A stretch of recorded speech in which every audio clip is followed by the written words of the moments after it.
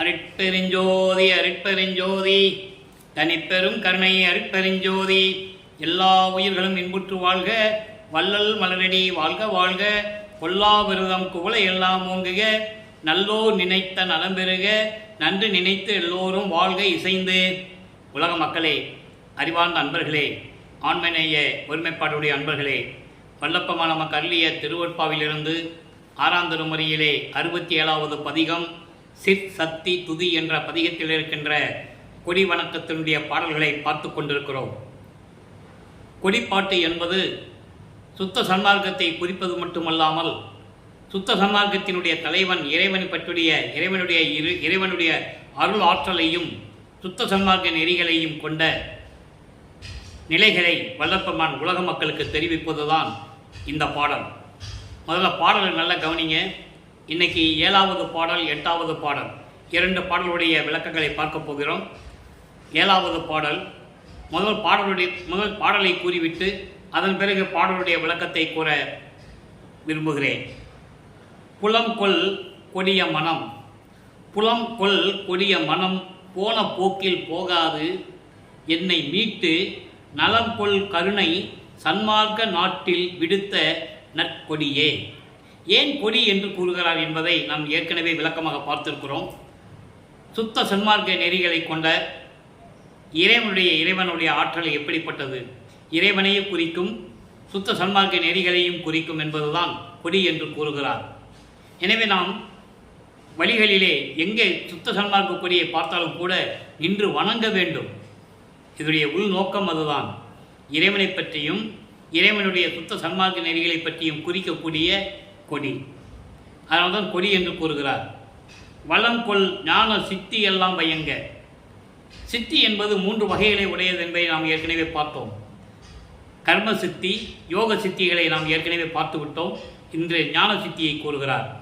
வளங்கொள் ஞான சித்தியெல்லாம் பயங்க விளங்கும் மணிமன்றில்.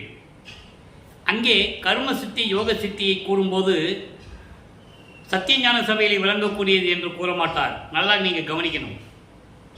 கர்ம சித்தி யோக சித்தி என்பது சமயங்களையும் மதங்களையும் மார்க்கங்களையும் சார்ந்த சித்திகள். ஞான சித்தி என்பது சுத்த சன்மார்க்கத்தை சேர்ந்தது. அதனுடைய விளக்கத்தை நாம் பார்க்க போகிறோம். ஞான சித்தி எல்லாம் வயங்க விளங்கும் மலிமன்றில் குளங்கொள் கொடியே மெஞ்ஞான கொடியே அடியேற்கு அருளுகவே. அடுத்த பாடல் வெறிக்கும் சமய குழியில் விழ விரைந்தேன் தன்னை. அவரை குறிப்பிடுகிறார். விலை விரைந்தேன் தன்னை விழாத வகை மறிக்கும் ஒரு பேரறிவு அளித்த வள்ளல் கொடி. மனக்கொடியை செறிக்கும் பெரியர் உள்ளத்து ஓங்கும் தெய்வக் கொடியே. சிவஞான குறிக்கும் கொடியே ஆனந்த கொடியே அடியேருக்கு அருளகவே. இந்த 2 பாடல். முதல் பாடலிய விளக்கம் பாருங்க. புலம் என்பது புலம் பெயர்வது, இடம் பெயர்வது. இடம் பெயர்வது என்பது இடம் விட்டு தாவி செல்லுவது, இடம் விட்டு தாவி தாவி சென்று கொண்டிருப்பது. அதான் புலம். புலம் பெயர்வது என்று கூறுவார். புலம் கொள் கொடிய மனம் போன போக்கில் போகாது. இந்த மனம் இருக்கிறதே, அது தாவி தாவி செல்லக்கூடியது.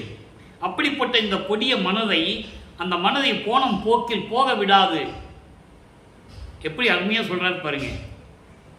சமயங்களையும் மதங்களையும் மார்க்கங்களையும் சார்ந்த நெறிகளை நமது பிள்ளை பெருமானவர்கள் பின்பற்றி கொண்டிருந்த போது, இந்த பூலோகத்தில் ஒரு தாயின் வழியாக வருவிக்க உற்று 33 ஆண்டுகள் வரையிலும் சமயங்கள் மார்க்கங்கள் மதங்களுடைய நெறிகளை பின்பற்றி கொண்டிருந்த காலகட்டங்களில் என்னுடைய மனம் எப்படி இருந்தது, அப்படி தாவி தாவி செல்லக்கூடிய அந்த மனதை போன போக்கில் போக விடாது. இவ்வளோ அருமையாக சொல்கிறார். சுத்த சன்மார்க்கத்துடைய இறைவனுடைய அருள் ஆற்றல் எப்படி, சுத்த சன்மார்க்க நெறிகளை பின்பற்றி கொண்டால் அதனுடைய நிலைகள் எப்படி என்பதை இந்த பாடலிலே நாம் அறியலாம். அப்படிப்பட்ட மனதை போன போக்கில் போக விடாது என்னை மீட்டு. சமயங்களையும் மதங்களையும் மார்க்கங்களையும் நான் சார்ந்திருந்த போது மனம் போன போக்கில் போகக்கூடிய இந்த மனதை போக விடாது என்னை மீட்டு எடுத்து அதிலிருந்து என்னை நீக்கி கொண்டு வந்து நலம் கொள் கருணை சன்மார்க்க நாட்டில் விடுத்த நற்கொடியே. சன்மார்க்க நாட்டில் சுத்த சன்மார்க்கத்தை சேர்ந்த சாம்ராஜ்யத்தில்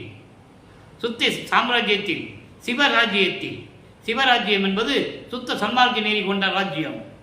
அப்படிப்பட்ட ராஜ்யத்தில் என்னை நிலைநிறுத்திய நல்ல கொடியே, சுத்த சன்மார்க்க நெறியே, சுத்த சன்மார்க்கத்தின் தலைவனே, அருட்பெருஞ்சோதியே, வளம் கொள் ஞான சித்தியெல்லாம் வயங்க, அருள் வல்லமை படைத்த ஞான சித்திகளெல்லாம் விளங்கக்கூடிய சுத்த சிவஞான வெளியில் இருக்கின்ற சத்தியஞான சபையில் இருந்து கொண்டிருக்கின்ற புனித குலம் சுத்த சன்மார்க்கம்.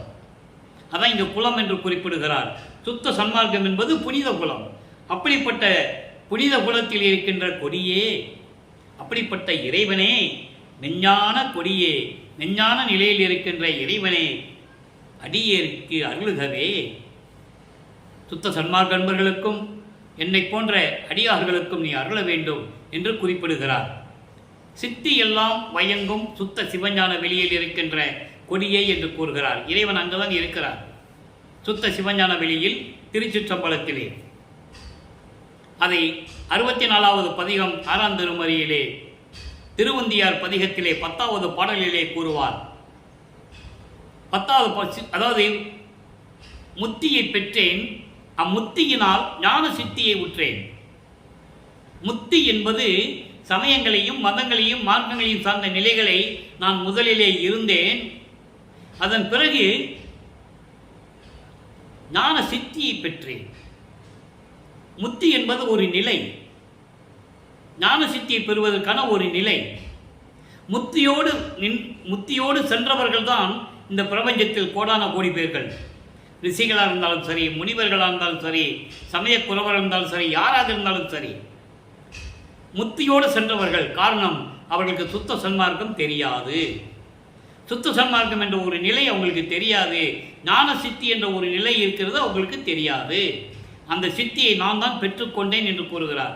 அப்போ ஞான சித்தியெல்லாம் விளங்க வயங்கும், அங்கே விளங்கும் மணிமன்றில் இருக்கின்ற இறைவனை என்று கூறுகிறார். அதன் பிறகு மெஞ்ஞான கொடியே, மெஞ்ஞான கொடி என்பது மெஞ்ஞான கடவுள். யாருக்குமே இந்த பிரபஞ்சத்தில் தோன்றிய பிரம்மன், திருமால், ருத்திரன், மகேஸ்வரன், சதாசிவம் போன்ற பதத்தலைவர்கள் இருந்தாலும் சரி, இந்திரனாக இருந்தாலும் சரி, மெஞ்ஞானம் இல்லை என்று கூறுகிறார். ஞானம் பெற்றுக் கொண்டார்கள், மெஞ்ஞானம் இல்லை என்று கூறுகிறார். அது பாடல்களிலே நாம் ஏற்கனவே அருட்பெருஞ்சோதி ஆண்டவருடைய திருவிளையாடல் என்ற பதிகத்திலே நாம் ஏற்கனவே பார்த்திருக்கிறோம். ஆக அப்படிப்பட்ட இறைவனே, அடியேற்கு அருளுகவே. அடுத்த பாடல் பாருங்க, அற்புதமான பாடல். வெறிக்கும் சமய கொலி, சமயங்களை எப்படி சாடுகிறார்? சைவம், வைஷ்ணவம், கௌபாரம், காணாபத்தியம், சௌரம், சாகரம் என்ற இந்த சமயங்களை எல்லாம் எப்படி சாடுகிறார் என்றால், சமய புலி பாதாளமாக இருக்கின்ற அந்த புலியிலே நாம் விழுந்து விட்டால் எப்படி எழுந்து வருவது? துன்பங்களையும் துயரங்களையும் கொடுக்கக்கூடிய, இடைஞ்சல்களையும் பயங்களையும் கொடுக்கக்கூடிய, அச்சத்தை கொடுக்கக்கூடிய அந்த சமய புலியிலே விழுந்து விட்டால் திரும்பி எழுந்து வர முடியாதே. அப்படி நான் இந்த பூலோகத்திற்கு ஒரு தாயின் வழியாக வருவிக்க உற்று 33 ஆண்டுகள் நான் அந்த நிலையிலே இருந்தபோது அந்த சமய புலியில் விளைந்தேன் தன்னை. நான் அதில் விழப்போகின்ற அந்த நிலையை அதை பார்த்து என்னை விழாத வகை மறித்து, அந்த சமய குழியிலே என்னை விழாதபடி என்னை தடுத்து நிறுத்தி ஆட்கொண்டு ஒரு பேரறிவு அளித்த வள்ளல் கொடியே. பேரறிவு என்பது சுத்த சன்மார்க்க அறிவு, ஞான அறிவு, மெஞ்ஞான அறிவு. சுத்த சன்மார்க்க அறிவை கொடுத்து என்னை காப்பாற்றி எடுத்த, என்னை கருணையோடு அருளிய கொடியே, வள்ளல் கொடியே, சுத்த சன்மார்க்க நெறிகளை கொண்ட இறைவனே என்று கூறுகிறார். அதான் கொடி என்று கூறுகிறார். அதை நீங்கள் நல்லா புரிஞ்சுக்கணும். கொடின்னா சும்மா ஒரு கொடி பாட்டு பாடினது அப்படி மட்டும் அர்த்தம் இல்லை. சமயங்களிலே அந்த சமய குழியிலே விழாத வகை என்னை மறித்து மீட்டெடுத்து எனக்கு சுத்த சன்மார்க்க நெறியை கொடுத்து மரணமில்லா பெருவாழ்வில் நிற்க வைத்த வள்ளல் கொடியே. அப்படிப்பட்ட வள்ளல் யாரு? அருட்பெருஞ்சோதி ஆண்டவரே. அதோடு மட்டுமல்ல, மனக்கொடியை செரிக்கும் பெரியர் உள்ளத்து ஓங்கும். மனக்கொடியை செரிக்கும் என்பது மனம், சித்தம், புத்தி, அகங்காரம் போன்ற அந்த கரணங்களை அடக்கக்கூடிய பெரியவர்களின் உள்ளங்களில், அப்படிப்பட்ட மனம், சித்தம், புத்தி, அகங்காரம் போன்ற அந்த கரணங்களை அடக்கக்கூடிய பெரியவர்களின் உள்ளங்களில் விளங்கி கொண்டிருக்கின்ற தெய்வ கொடியே. அப்ப அவங்க யாரு? அந்த பெரியவர்கள் சுத்த சன்மார்க்கத்தை சேர்ந்தவர்கள், சுத்த சன்மார்க்க நெறிகளை பின்பற்றி கொண்டிருக்கின்றவர்கள், அருட்பெருஞ்சோதி ஆண்டவரை ஏற்றுக்கொண்டவர்கள், அப்படிப்பட்டவர்களின் உள்ளத்திலே விளங்கி கொண்டிருக்கின்ற தெய்வ கொடியே, சிவஞான குறிக்கும் கொடியே. சிவஞானம் என்பது மெஞ்ஞானம். நான் ஏற்கனவே கூறுகிறேன், சிவம் என்பது வேறு, சிவன் என்பது வேறு.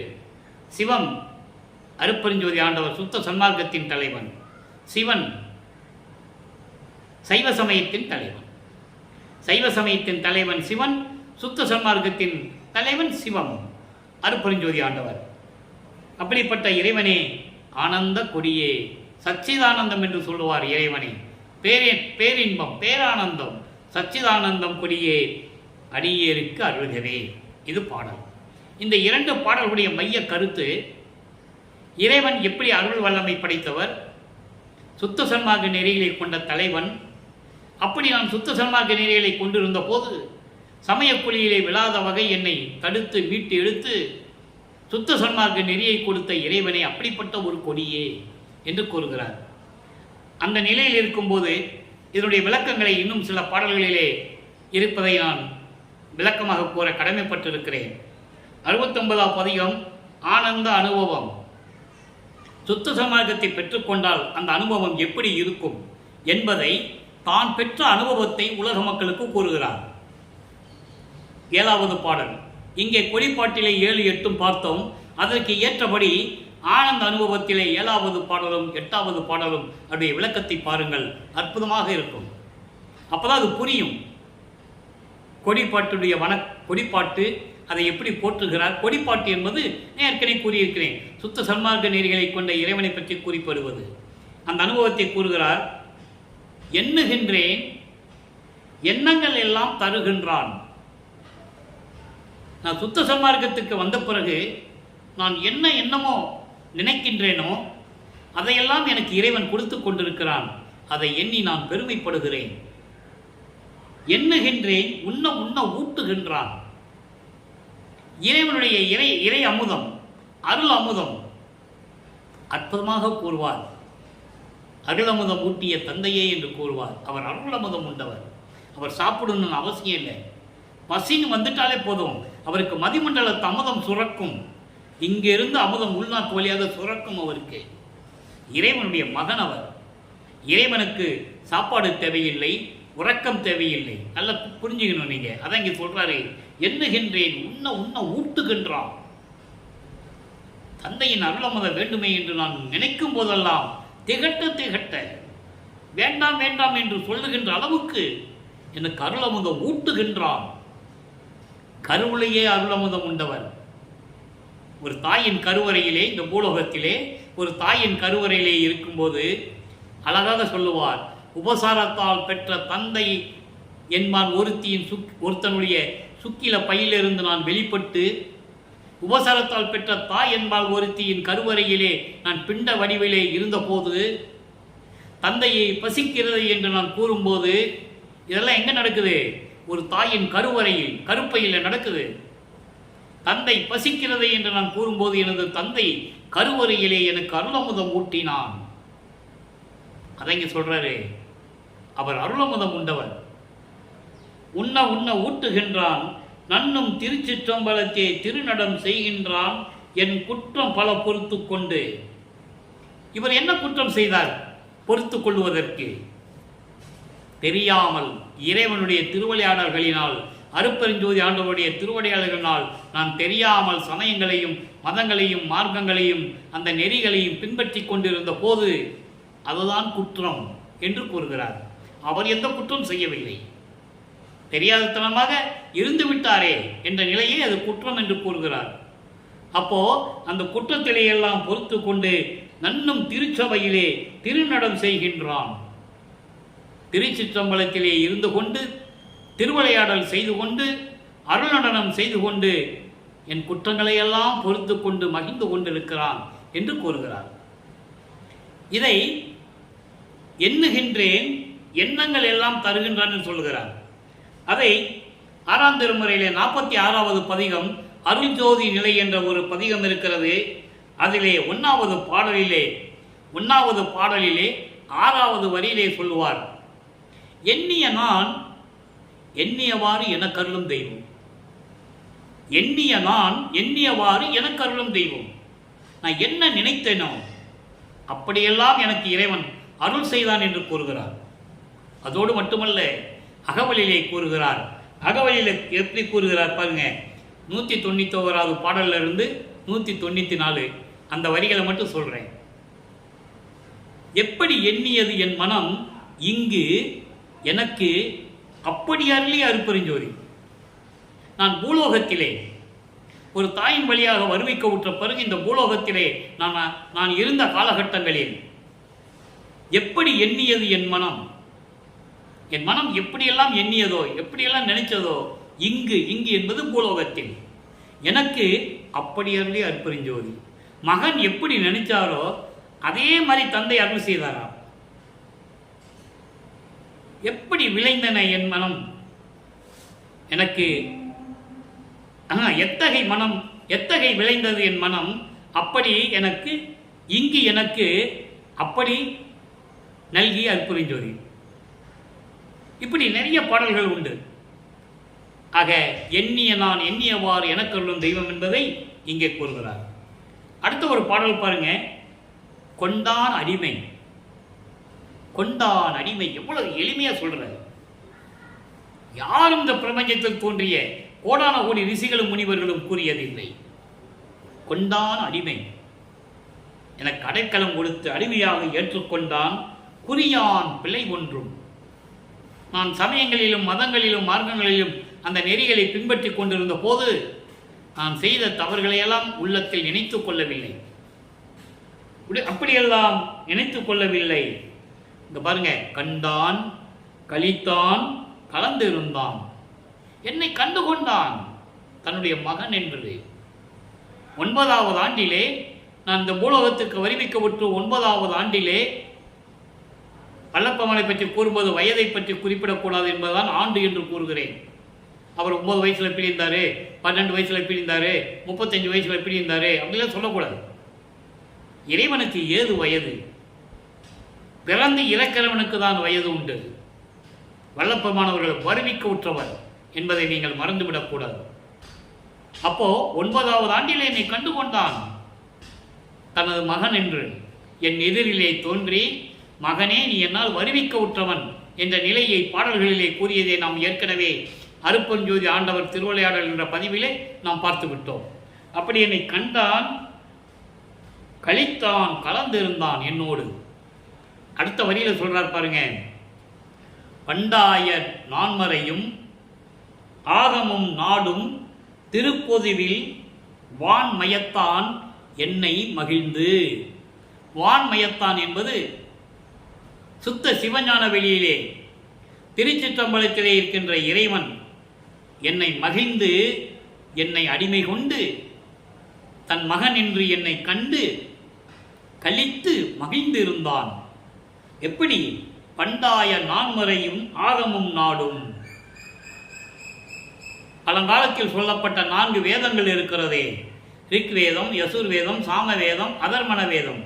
இந்த 4 வேதங்களும் ஆகமங்களும் இறைவனை தேடி தேடி தேடி அலைகின்றன, இறைவனை பார்க்க வேண்டும் என்று. அப்படிப்பட்ட இடம் எந்த இடம்? திருப்பொதுவில், சுத்த சிவஞானில் இருக்கின்ற திருச்சிற்றம்பலத்தில் இருக்கின்ற சத்தியஞான சபை.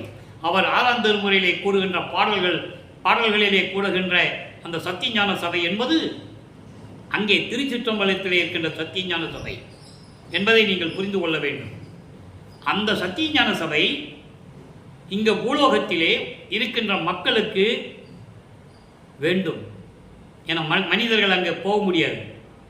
அதனால் மக்கள் விரும்பியபடி தான் போற்றி புகழக்கூடிய அந்த சத்தியஞான சபை உலக மக்களுக்கு இங்கே வேண்டும் என்பதற்காக பூலோகத்திலே வடலூரிலே நமக்கு அருளினார்கள் என்பதை இங்கே நான் பதிவு செய்ய கடமைப்பட்டிருக்கிறேன். அதை நீங்கள் நல்லா புரிஞ்சுக்கணும். அங்கே எப்படி எண்கோண சபையில் இருக்கிறதோ, எண்கோணம் என்பது இறைவனுக்கு 8 குணங்கள் உண்டு. ஏற்கனவே அந்த விளக்கங்கள் நான் கொடுத்திருக்கிறேன். தன்மையத்தனாதல், தூய உடம்பினாதல், இயற்கை உணர்வினாதல், முற்றிலும் உணருதல், இயற்கையாகவே பாசங்களை நீக்குதல், முடிவில் ஆற்றல் உடைமை, பேரறிவில் இன்ப உடைமை, வரம்பில் இன்ப உடைமை, முற்றிலும் உணருதல், இப்படி 8 குணங்கள் உண்டு. அதனுடைய அப்படியே அங்கிருக்கிற திருச்சபையை அப்படியே இங்கே நிறுவினார்கள் நமது பிள்ளை பெருமானவர்கள்.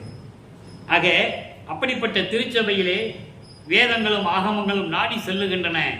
அப்படிப்பட்ட திருச்சபையில் இருக்கின்ற இறைவன் என்னை கண்டுகொண்டான், தன் மகன் என்று களித்திருந்தான், மகிழ்ந்திருந்தான், என்னை மகிழ்ந்து அடிமை கொண்டான் என்று விளக்கமாக நமக்கு தெளிவாக இருக்கிறார்கள்.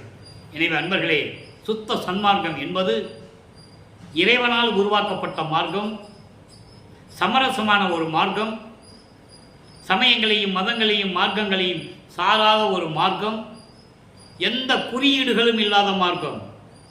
இந்த குறியீடுகள் என்பது சங்கற்ப விகற்பங்கள் என்று கூறுகிறார் வல்லப்பமானவர்கள். அதை விண்ணப்பத்திலே கூறுவார்.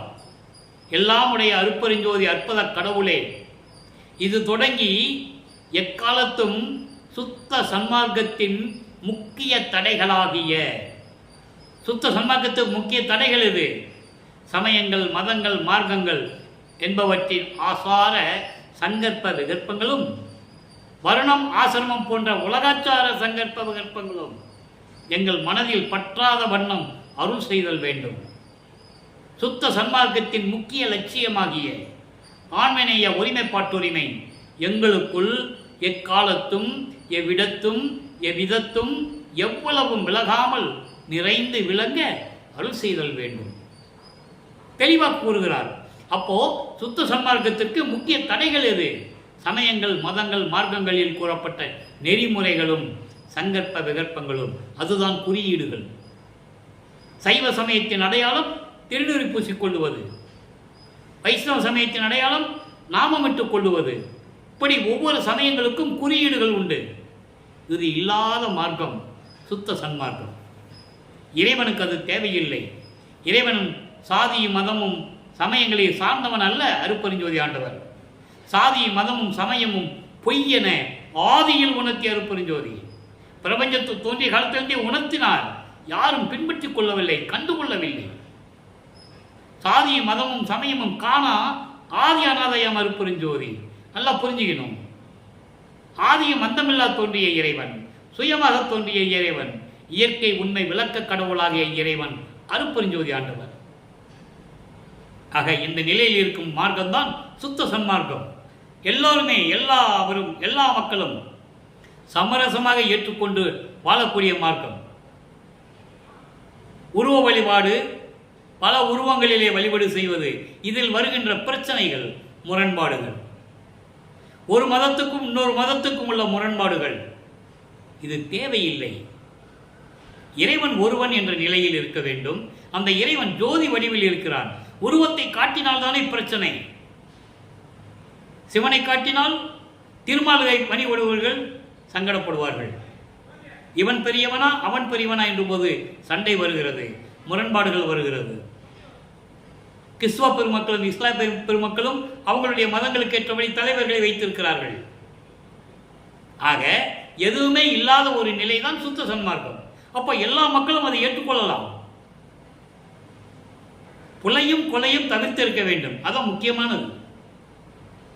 மாமிச உணவுகளை தவிர்க்க வேண்டும், எந்த உயிர்களையும் கொலை செய்யக்கூடாது. இது 2 தான் இப்போ மக்களுக்கு தடையாக இருக்கிறது. அவர்களால் ஏற்றுக்கொள்ள முடியவில்லை, பின்பற்ற முடியவில்லை.